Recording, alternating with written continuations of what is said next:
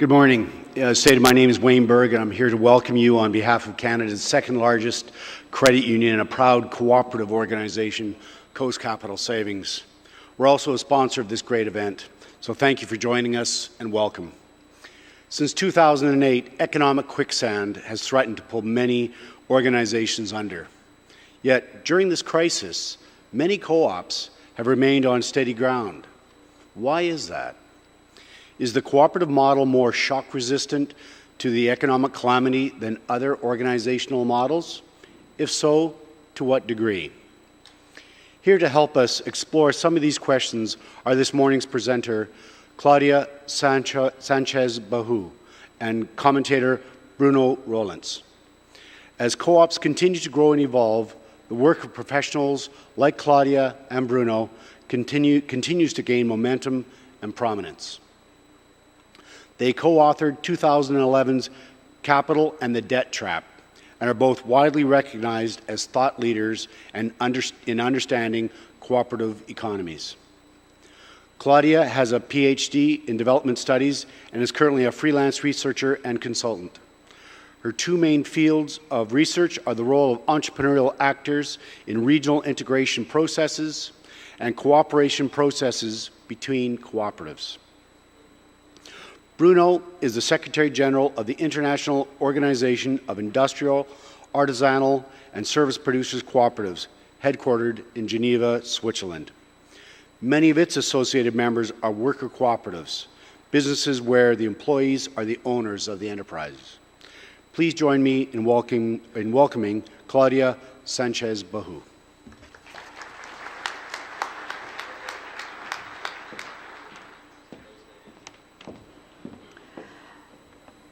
Hello, good morning. I will try to be more brief than my previous speaker. And so I will start with my talk. But first of all, let me say bonjour à tous et buenos días a todos. Alors,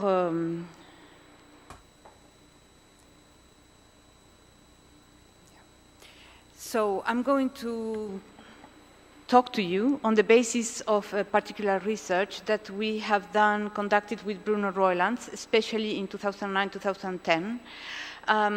Although the book has two main parts, so the first part is mainly theoretical, analytical, and the second part goes in depth into 4 case studies that we have chosen because we thought it was really interesting to compare and to analyze.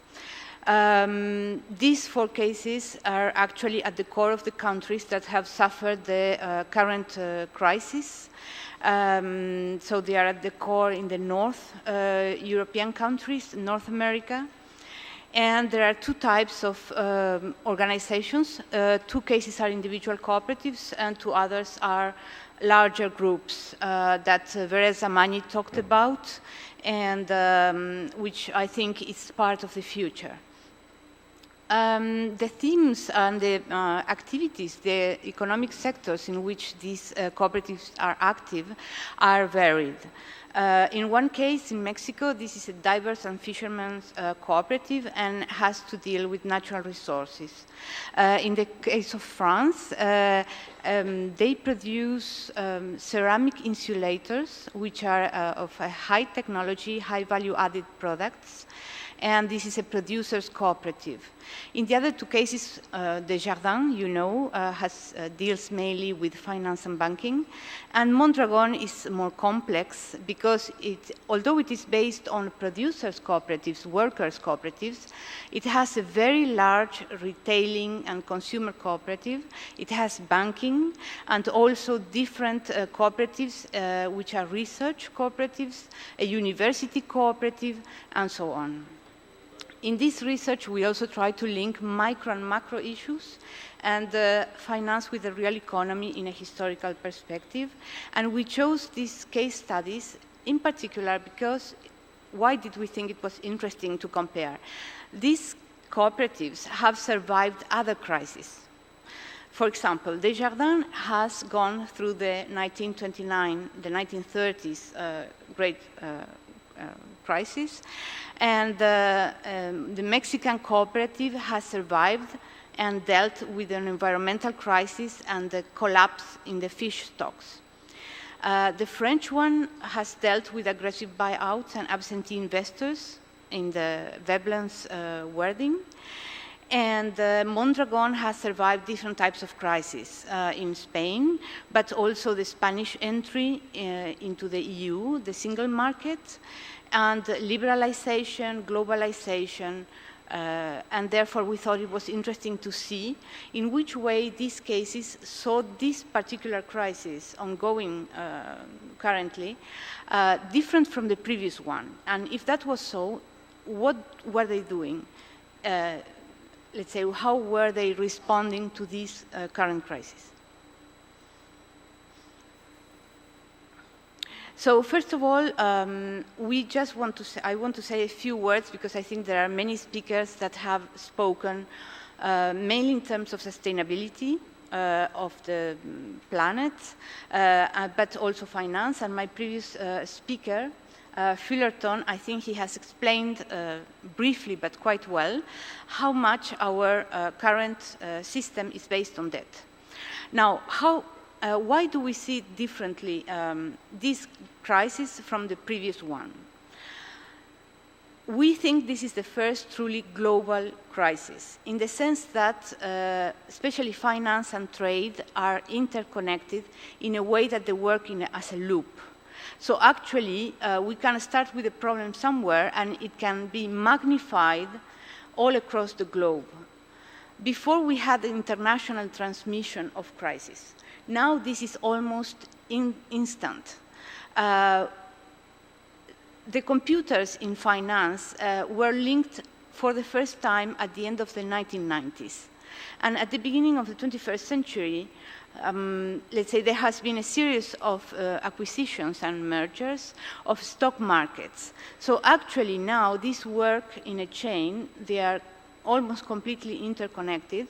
Now we have the fast trading machines, and therefore what we hear about the ecological implosion, I think it's also quite real in our world in economic and financial terms.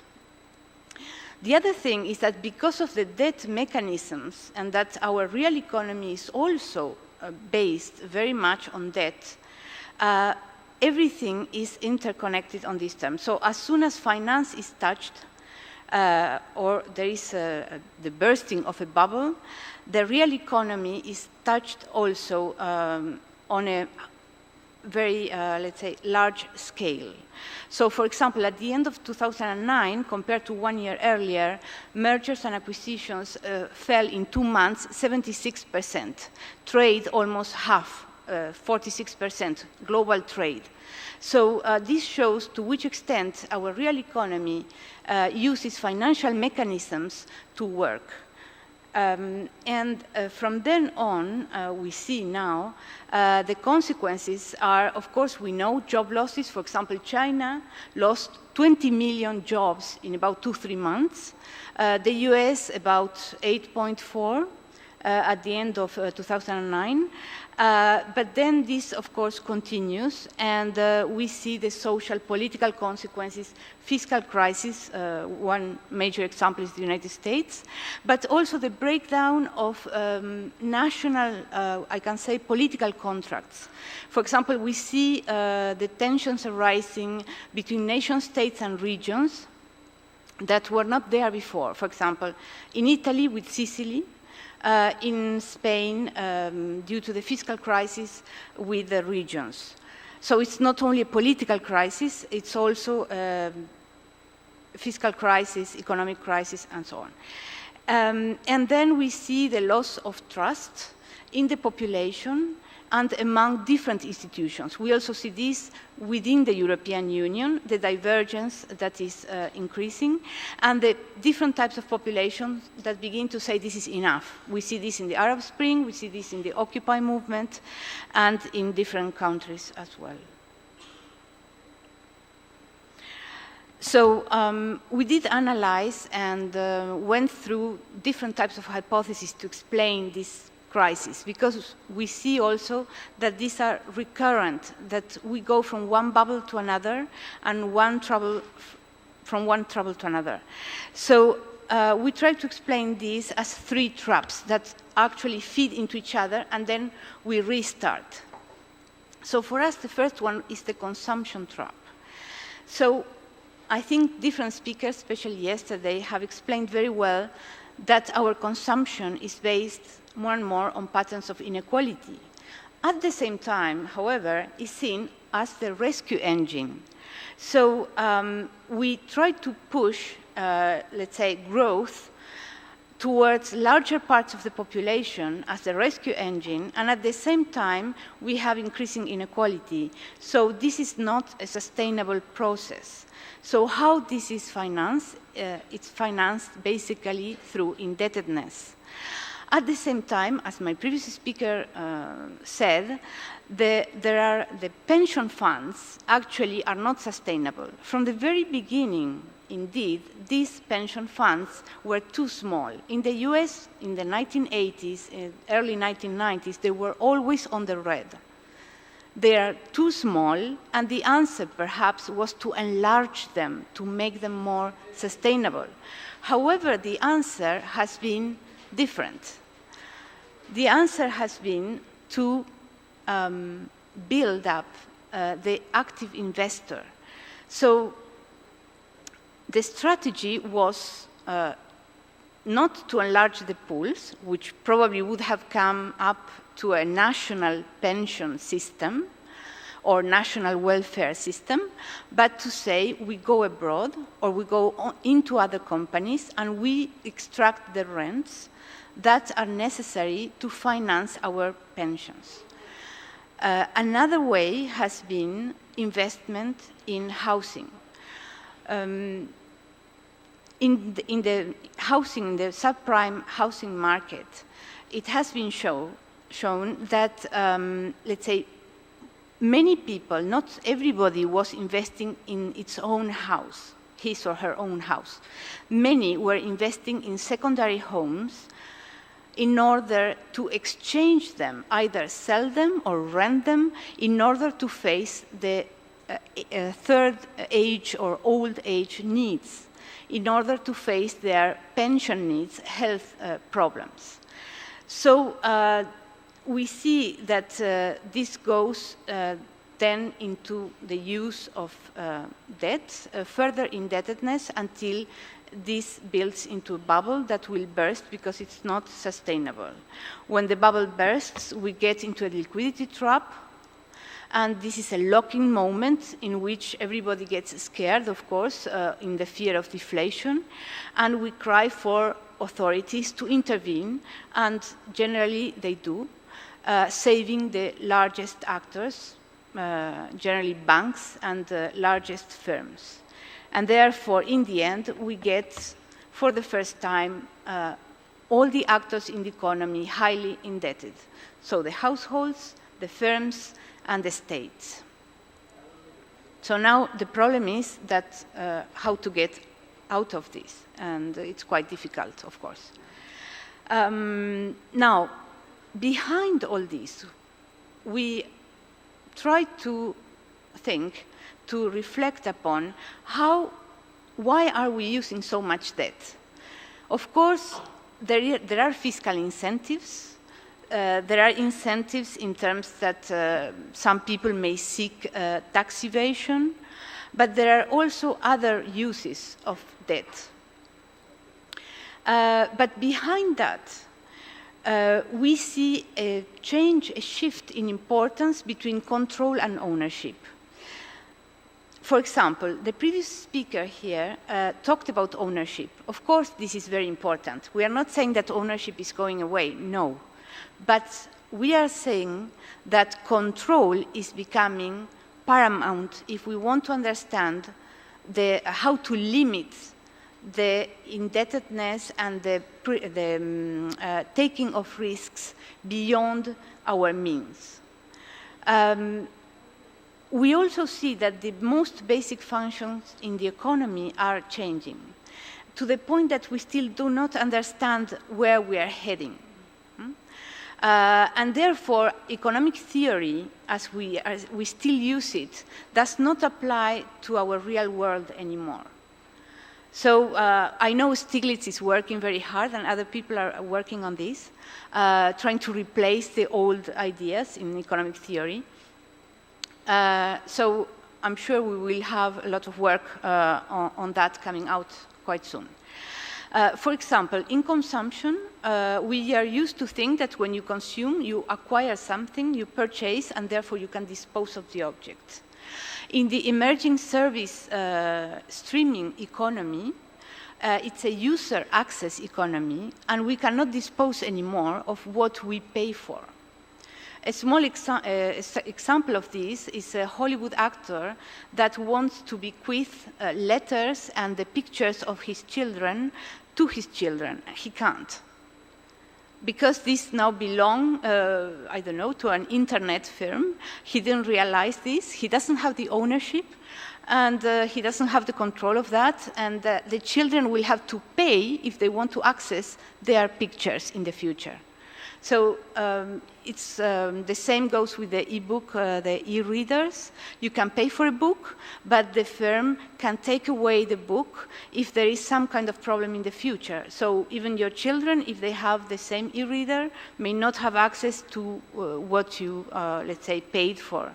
Then in the control in the production processes, it's not necessary anymore to own other firms in order to control them. This is done through standardization of processes and products throughout the global chains. This is necessary in terms of efficiency, of course. But let's say the outcome of this is that the firms have to adapt in order to remain within the global chains and also able to trade and have economic activity, be active in their business. Now, one thing that we are not, usually we don't think about, is that we are, okay, this is very well known, okay, the global chains, and then the just-in-time way of production. But the financial side of this is that actually they use credit lines all the time. So this is like liabilities and debt mechanisms to finance the chains. This is the Toyotist mode of control. In fact, let's say they will use credit lines from different banks at the same time to ensure that these chains and the clients of the, let's say, the next portion of the chain will be able to work and, let's say, participate in the chain according to the standards, the time that is needed, and so on, to be responsive. Another thing that is happening where debt has been used very much is in the acquisition business. Usually, until now, and this is why, let's say, in 2009, it dropped so dramatically. Usually, the money used to buy the firm, one would think it was done with equity or with capital. No, it was done with debt, with liability. So the firm was giving us collateral to pay for the money obtained from financial actors. So from the very beginning, although it looked something good that an investor comes to help the producer to improve productivity and so on, made very difficult if you extract too much rent and too quickly. In 2-3 years to 5 years' time, the firm is completely, let's say, actually cannot respond anymore, and most of them closed down. Then the question of investors. Most investors actually have little or no access to information in real time. And we see more and more that from the stock markets, a lot of deals and financial flows are going to counterparties that may even bet against the small investors with the same organization that the investors are working in. This was seen, let's say, in the US Senate hearings, for example. I'm going to go to try to go quicker. And then, of course, last but not least, we see the workers losing control in the sense that they become sellers of services on individual basis, which makes very difficult for them to negotiate their working conditions, but also they are facing more and more paradoxical injunctions in the sense that they have to be always more responsive, flexible, adaptable, and they are paid on the hour or the service they sell, but at the same time they are requested to be more creative, more innovative, and provide ideas. So this is very destabilizing for the workers, and many of them well, luckily not so many, but there are quite a few that commit suicide. And there are statistics about this. Now, against all this, we see that cooperatives, we had reports, and we see in these case studies that cooperatives are doing relatively better, relatively more resilient to these downfalls, to these crises. They engage less in indebtedness. So what did we see in these different cases? First of all, they have a higher degree of trust and social capital. And this is all the more important if it has been well built in advance. Because if you do it in the crisis, at the time of the crisis, it's very difficult. But when you have been doing this beforehand, you are much stronger to deal with the bad times, of course. And this social capital is higher in the sense that cooperatives rooted in the community, they will tend to generate more equality because there is general wealth circulating in the community or the territory they serve. They have a higher degree of legitimacy even when they take painful decisions. Why? Because they have built cross controls and balances. So the decision-making process, in the end, can carry a higher degree of legitimacy. The information which we talk about so much in economic theory actually can circulate more transparently, more widely, and on a real-time basis. So, for example, Mondragon has mechanisms by which, when different cooperatives begin to send reports, danger, danger, we have problems, we see that in our economic sector there is something coming up, there is something going on, they can have immediate exchanges and start implementing mechanisms to face a crisis in a very short time. And because they have a forward-looking, let's say, they have more difficult to access capital, so of course they value what they have more perhaps than others that can have cheap credit and use debt mechanisms and so on. So they are also forward-looking to the bad times. And this is something that is not, perhaps we don't think so much about it. Now, how do they do this? In practical terms. So they build funds beforehand. This may take a long time, but when it begins to, let's say, build up, they are powerful, they are quite powerful.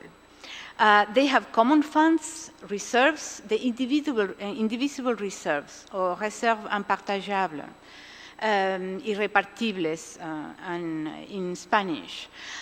These are quite important because this is a common property, like in the commons idea. This part will ensure the intragenerational passing of the economic activity of the cooperative and make it more resilient.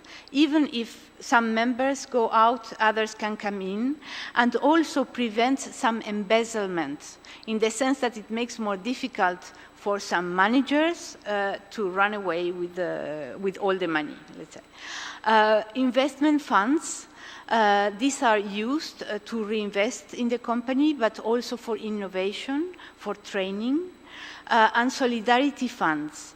For example, Mondragon is a very interesting case in the sense that they build funding to help each other when a crisis comes. They also have adaptability. This is, I think you know quite well. There are different ways they can adapt. One of the ways that they use is that they could reduce their salaries.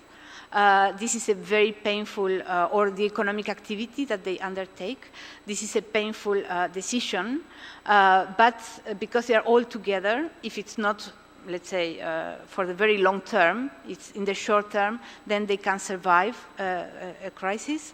I think I want to say something about the Mexican cooperative, because I think it is linked to yesterday's speakers and talk about sustainability and the fish stocks.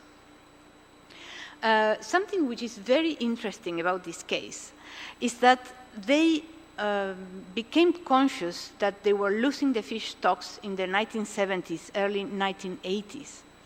Not only they got a scientist as a member of the cooperative, but they decided to close a part of their fishing area, and they did this for 4 years. However, the surprise was that after 2 years, the fish had multiplied to such an extent that they were shocked, and they could even industrialize. So what they did from then onwards is that they have become more and more sophisticated. So they don't close entire areas for fishing or for diving, but they have studies and monitoring so that they close for some time at different depths in the sea for different types of fish. And therefore, they manage to have a sustainable business, and even not only to industrialize, but also to create a natural park, to engage with the government, for example, to put the electricity lines under the ground, and also to fund pensions for the people and the workers, and even to give them some money to start some shops, for example, when they retire on the continent. And this is something which goes counter to all what we hear about, for example, well, we need no growth. We need not to, let's say, we have to have a harsh landing. Maybe this is the only way, I don't know. But maybe there are other ways of doing this. But I think that perhaps only a cooperative way of doing this can handle such a process, because everybody is in it together, and therefore they can share the, let's say, it was a painful decision to close a part of the fishing. It was a loss in terms of income, a loss in terms of economic activity, but afterwards it was regenerated because nature regenerated itself, and then from then onwards they could, let's say, be more attentive also to the needs of nature and have a sustainable business. And they have not suffered very much from the crisis. They export to China, to Asia, and so on, and they are doing quite well. They cooperate with others to reinforce strategic strength, but also to reduce weaknesses, because the point is not only that we have to share, let's say, the good times. I saw the Ipsos questionnaires, and that people think that cooperatives only redistribute. They also, let's say, they can have powers when they are in groupings, in networks. They can have powers to use red lights, like in this case in the Mexican cooperative, in the Mondragon, or in other cases, in which, because they have a division of powers, they can come in and say, stop. Here, maybe there is a problem. In this activity, we see ourselves is not going well, and the others can also come in and say, okay, how can we restructure this? How can we support innovation or restructure the production line or the processes? How can we do it differently? And this is restructuring with solidarity. Also to manage work. Another thing they have done is that they say, okay, the workers have a right to work, first of all. So let's say, and to have the right to keep the level of responsibility they have, the level of training they have, and to be productive at that level. However, they don't accept that they will have the ownership of a specific post. So when the crisis comes, they can redeploy the people, and they have mechanisms to do this in the most efficient possible way, to redeploy the people from the activities that are suffering a sudden downfall to others that are still going well. In the same way, some people can be paid and stay, let's say, some hours at home, but when the economy picks up, they will work more hours. So, for example, they will differentiate the working calendar. So 6 months you have a crisis, and hopefully, let's say, the economy will pick up in some activities, and then they can work more. So in the end, they keep the same income, but they will compensate in a different way. And I don't know if Bruno will have some time to say this, so I will profit that there is a German Europarlamentarian representing, he's the head of the Greens, the German Greens, Green Party, at the European Parliament, and he was struck by this because he said, we have done this with state money. What is the sense of keeping, let's say, trained working force within the firm when you have a sudden bursting of a bubble? Because of the global change now, you have just in time, let's say, administration and production and trade. So the question is that if you don't have your very, let's say, skilled labor force with you when the economy picks up and the global chains pick up in the activity, you lose your place and you have to close. I mean, you lose your position in the global chains. And this is what Germany was good at in this crisis. Now, I want to mention some things to think about. I think we need to work a bit more about the role of cooperatives concerning equality and freedom. When I say freedom, for me, in this current economy that we are having, whether we call it capitalism or something else, it's freedom from debt. If you ask a Raiffeisen representative, there was one at the Cooperative College, and when he began to talk, he said, how did Raiffeisen came up to exist in Germany? Because it was a response to the farmers' indebtedness and how they were, let's say, trapped with the loan sharks, and therefore would in the end probably many times lose their means of living and their land. So this is the way Raiffeisen came to exist. In the same way, we don't think of this debt indebtedness in the past, but there are some similarities, and I think in this way cooperatives could be part of the answer for the vulnerable groups that are falling prey to indebtedness and also debt bondage. I cannot go very much into this topic, but the problem is that the young, the unemployed, the discriminated, the migrants, but one clear example is the migrants. We have a lot of political talk about that, but the question is that there is a whole chain of transportation and placing migrants in an illegal way, of course, but when they arrive to the placement, they are told, now you owe me so many thousand euros, and they are actually not slaves like before, but they are bonded to their debt. And they are taking away the documents, and they say, you have to do this or you have to do that in such and such activity. You are placed, and you are not free to move around. You don't have any rights, and you, let's say, it's like I control your life. whatever it can be, prostitution, production, agriculture, and so on. Until we understand this, let's say, how can we find a solution to this problem, which is very real?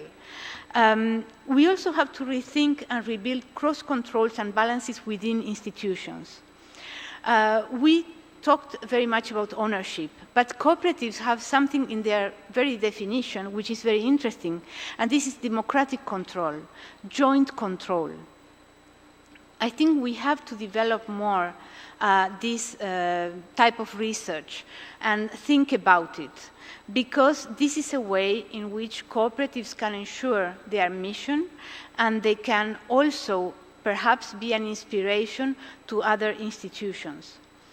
And last, I just want to mention that we, in the cooperative world, we should prepare and think more about the new energy strategy. Of course, we heard many speakers about this need to do so, but there is something else.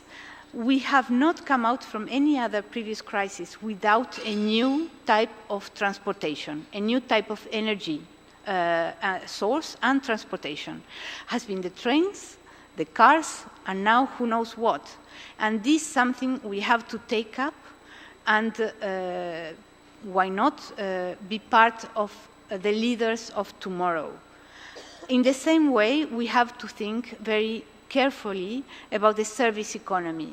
It can be a good thing, but I think it presents challenges in which, for example, consumers can even lose their rights, as I mentioned earlier very briefly.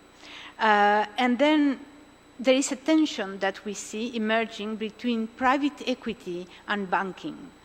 Cooperatives are very strong and have come up with very good answers in terms of banking, credit needs, and financial needs. However, we see financial capital flowing to private equity, sovereign wealth funds, being taken out of the, let's say, traditional banking system. And I think as cooperatives, we have to perhaps devote more time to do research and to think, if this is the case, what are we going to do? How can we respond to this? And how can we serve then the people in the future? To finish, I just want to say that let's say, we heard yesterday about this cognitive dissidence, that we have all the data, but we don't realize what's going on. We have everything, but we don't want to see things as they are. And I think the first way of taking consciousness of this, awareness, is to break away from the usual concepts we use very easily, just like that, and we don't think about it anymore, like a mantra. And for example, for us, the word is capitalism. Maybe we should call this debtism. Capitalism is a word invented by Sombart in 1904. Marx and many other people never used the word capitalism. We talked about capital. So capitalism has been with us for some decades, while markets have been with us, with the human beings, for ages. So perhaps we have to think more in terms of markets. What kind of markets do we need in the future? How can we value things differently? Many speakers have been talking about this, so I don't want to go so much. So it's important for us, like, to break apart, detach ourselves from easy concepts that we use, and say, let's go back to the basics and see how things are and how to change them. So in the future, we will call it something else. It doesn't matter. It doesn't matter. What is important is, how do we value capital? How do we generate value? We have seen that we don't value capital anymore. Social capital, real capital, assets, real economy, working capital. we think in terms of liabilities, default events, risks of, let's say, from states, not, let's say, the fiscal cliff, and so on. So the important thing is how to generate genuine value, how to generate general common wealth that Keynes talked about in a sustainable manner.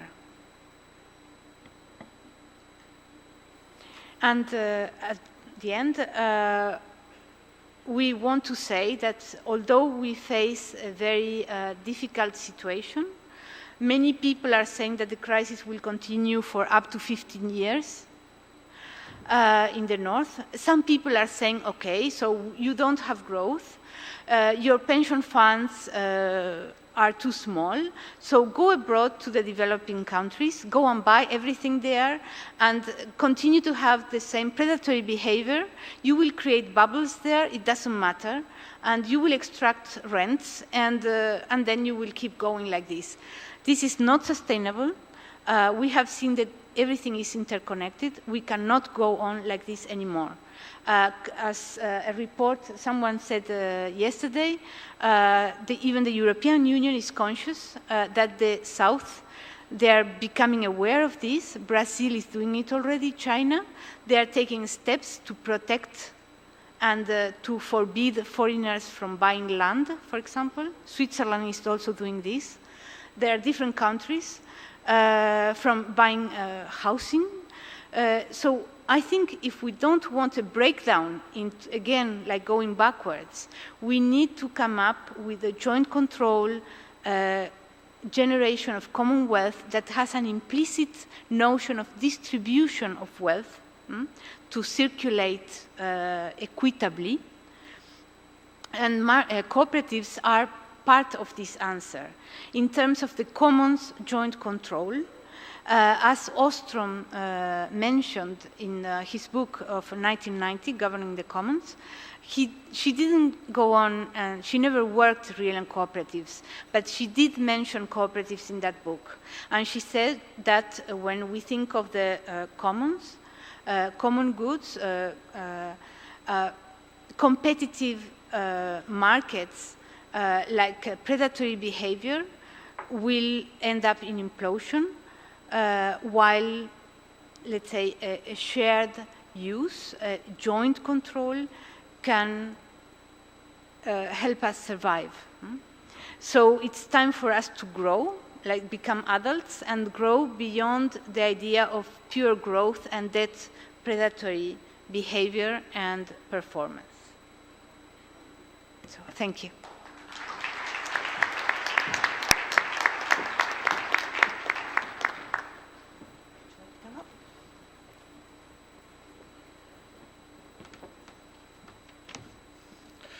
Hello, just a few quick words. We have very little time left. And, well, it's a bit... je vais parler en français. I'll be speaking in French. It's a little bit embarrassing for me to make a comment on research that I myself contributed to. Even though Claudia Sanchez Bajo is the main researcher as part of this research, just a few comments from the viewpoint of the organization that I represent, that is SICOPA, the Organization of Industrial and Service Cooperatives Worldwide. What we heard makes us think that there is a great opportunity here for cooperatives in terms of their ability to adapt. Their resilience is not only true for those 4 cases we heard about, but we can testify to it. We heard Jean-Luc Bonset talk about cooperative banks yesterday. As well, I can also testify on behalf of our own sector. Ever since this book was published, we conducted a number of inquiries and research on our particular sector in our cooperatives and on a worldwide level. And what we've noted as a result of this research on these 4 cases also enables us to see that there are many more cooperatives in the world, in various countries, that involve the most diverse sectors. There is something very interesting there that we were able to verify and that we continue to verify during 2011-2012. To a great extent, resilience is due to two major factors, which are consistent with the two problems that we were able to identify in this research. That is generalized indebtedness and the changes of control models in the economy. In fact, these two features are first the systematic accumulation of capital in order to reinvest in the actual economy, which in turn is determined by the mission of the cooperative, and secondly, democratic control, which in our particular sector is very important. Specifically in the industry and services sector, that is the democratic control of the companies. It's also important to mention that the major cooperatives that have been mentioned here, which were the subject in part of the study, are a phenomenon that is currently on the rise, and I can also speak to that from our own sector, from the industrial and services sector. We have more and more cooperatives that are getting together in order to face the competition, the crisis. They therefore have increased capacity of resilience, the fact that they are uniting horizontally and democratically. And that is something that I think we also need to emphasize loud and clear, because at such a scale, they are no longer minor microeconomic actors, but they're mesoeconomic actors. They can profoundly transform entire regions. Now, we need to achieve this mission of satisfying the needs of increasing numbers of individuals in our sectors. These are needs for jobs and to have long-term sustainable jobs, as Claudia Sanchez Bajo mentioned. Our mission is also to do this for immigrants, for the disadvantaged members of society, and groups that are increasingly flexible. And to do this, this is going to be increasingly difficult. Our resilience has limits. Therefore, we need the appropriate policies, public policies in place. We're still far from that. We're doing our best in terms of lobbying, in terms of talking with the authorities, but we're very far from seeing the implementation of the appropriate public policies in order to provide relative modest investment, which will enable us to do major work in order to enable us to come out of this crisis. Not only do we need public policies, there is something that is even more important, is that we need to work together to trigger a new group of dominant values. Currently, we're being dominated by other dominant values that are specific, and we need to change these. We have to call on cooperative values, and we need to see a cultural change. In order to bring this about, we have to contribute to creating this new cooperative culture, which will have an impact not only on cooperative, of course, but also on the rest of the economy and the rest of society. It might be surprising to be speaking about a culture as part of a conference on the economy. However, every economy at any time of history, as is the case now, is based on a series of values. We need a cultural basis, and this cultural foundation seems to be something very natural, whereas it is actually something that has been constructed culturally. And I think it is also our duty to work on this, and we are going to be directing our cooperatives in that sense. We have to ask the question, what are we currently doing? Have we done enough to begin to initiate this new culture, more specifically with youth? There are a number of steps that we should put in place that are quite simple. For instance, there's the idea of launching an open doors for cooperatives worldwide so that we can together work on changing this dominant culture of today and to have a much more cooperative type of culture in place that will be more in line with the challenges that we are facing. These are economic, social, and environmental. As we've already seen, we have very little time left before us. As a number of speakers have said, we have to speed up our actions. We have to achieve the creation of this new culture, which will enable the majority of the populations to benefit and also to be the masters, to retain control over this creation and redistribution of wealth and a general type of wealth for all peoples. Thank you very much.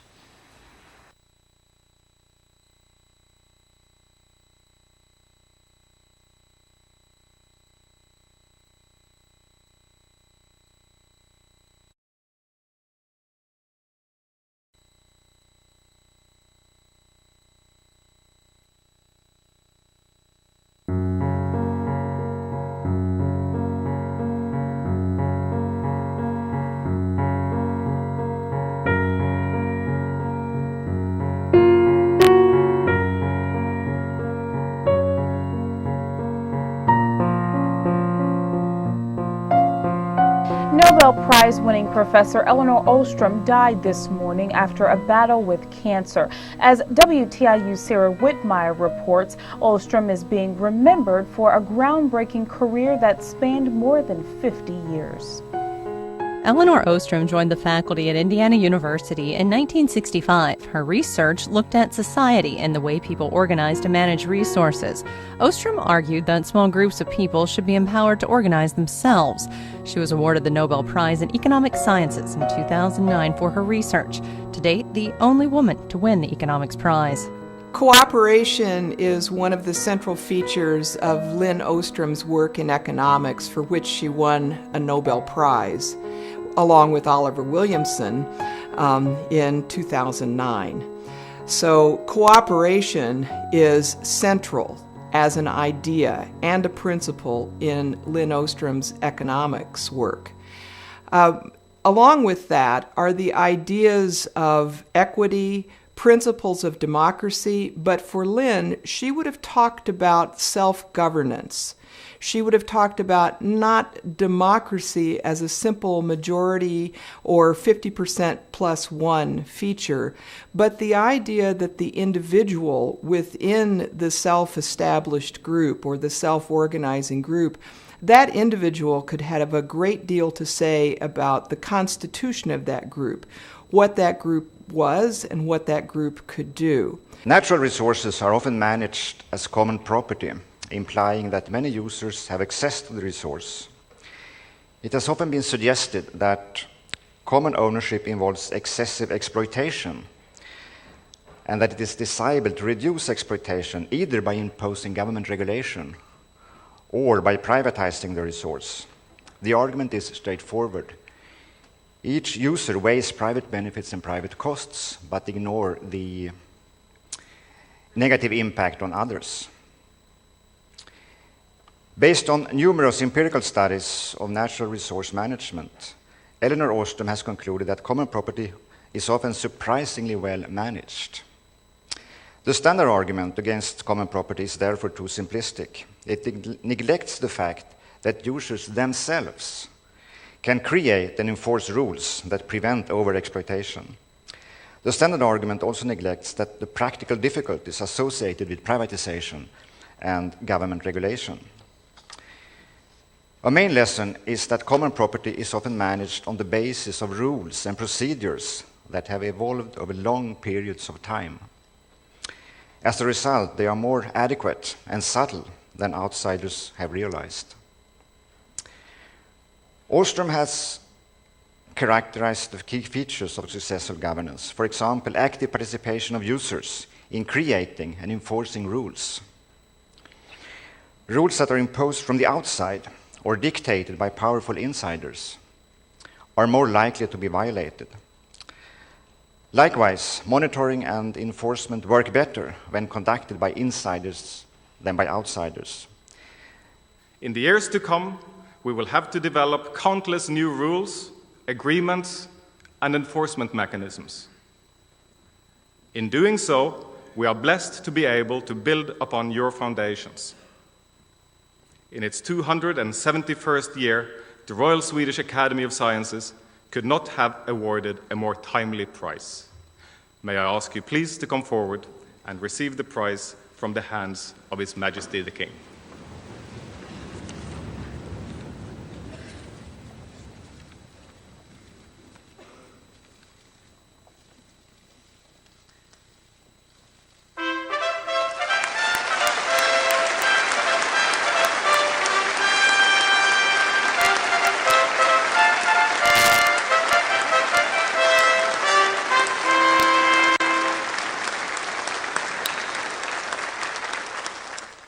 Lynn asked me to work on a film documentary of many of their ideas.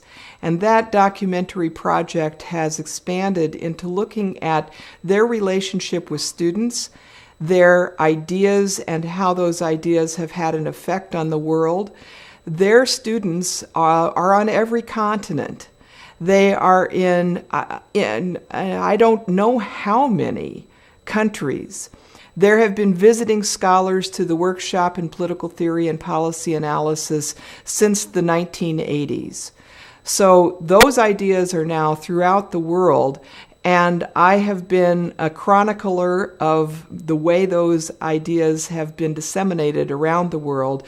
And I can't say probably enough about the effect Lynn Ostrom's work has had on my own work. That if you're going to address some of the questions about how do people govern very important resources like our forests, can just a social scientist or just a forester address the question of how to stop deforestation? And I'd say no. But working together, where we really are trying to understand the problems that people whose lives depend on those forests, how they have organized, and how they make a difference. We now have over 200 forests that we've studied around the world. One of the absolutely key, most important variables as to whether or not a forest survives and continues is whether local people monitor each other and its use, not officials, locals. And I'm not denigrating that officials can do something very positive. But what we have ignored is what citizens can do and the importance of real involvement of the people involved, as opposed to just having somebody in Washington or at far, far distant make a rule. How does that get all the way down to management of forests, fisheries, irrigation systems, etc.? So we have to look round up.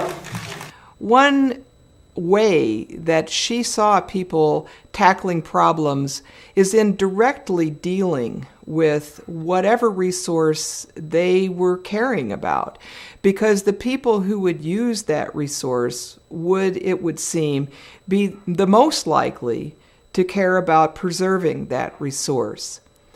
Lynn Ostrom never said that a given way of dealing with a resource, like a public economy, a private ownership, she never said that these would be impossible ways of governing a resource in a sustainable fashion. But she also could see that there would be very many problems, oftentimes, with private ownership, with government ownership, or that kind of collective ownership, and in some cases, perhaps a cooperative arrangement among users would be the best.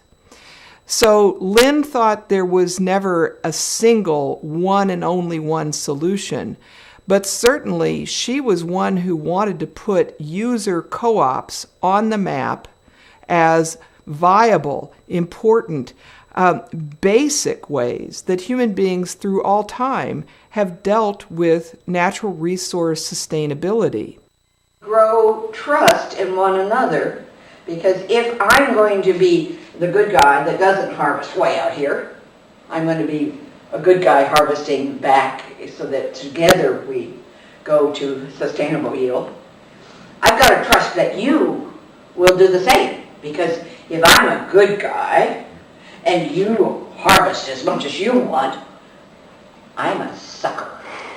And humans don't like being suckers.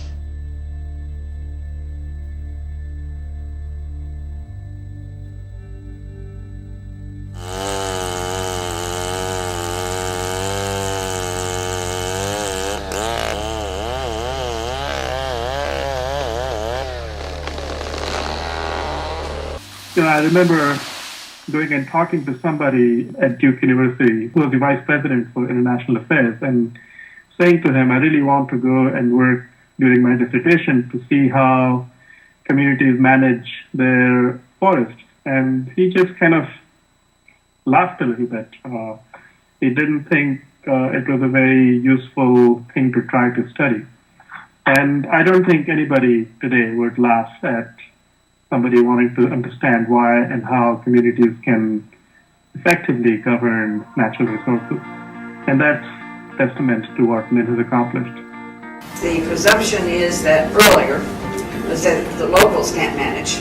I think it was just more common to think of the tragedy of the commons, to think that local people could not be part of the planning and the management of the resource. Well, we were working on trying to understand why some communities could manage their forest resources and benefit from them, and in other cases the forests were degraded, and we couldn't find it in the literature. So we went to her because she was involved in understanding governing the commons. And she brought communities into this equation that mostly had governments or the private sectors as the solution to resource degradation.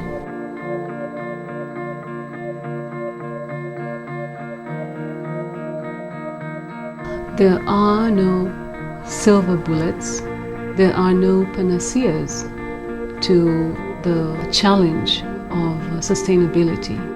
There are many different kinds of ecological systems, and we must understand that to have effective governance, there need to be many kinds of governance systems. A lot of people, when they first saw some of these results, said, if they harvest, they'll take it all down. Having rights doesn't mean you have a right to clear an entire forest. But if you have no rights, why do you have any interest in protecting it at all? We have a very surprising finding, and it's very strong now because we've looked at it in multiple ways. When the users themselves monitor, forest conditions get better. Elinor Ostrom's message is a message of hope rather than of despair. I think it's a message that understands that humans are fallible. We make mistakes, but we also learn, and we must strive to learn from these mistakes so that we can be a little bit more flexible in our decision making and adapt our decision making or adapt the systems as we learn. Lynn Ostrom studied many different types of arrangements that human beings use to address problems that we have with natural resources or with any of a number of other issues. The cooperative movement and working together is a central feature of much of what she found. When people can monitor their own situation, can make their own rules that fit their situation, and make sure that people are following those rules. That's a lot of what co-ops do.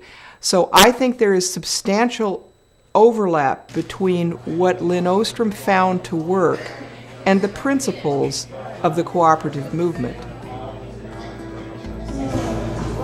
I think Lynn Ostrom would have been very excited about a conference on cooperatives, and I think she would have been thrilled that a conference on cooperatives is looking at her work. She wanted her work to be directly relevant to people who were going to use her ideas in their own lives to solve their own problems.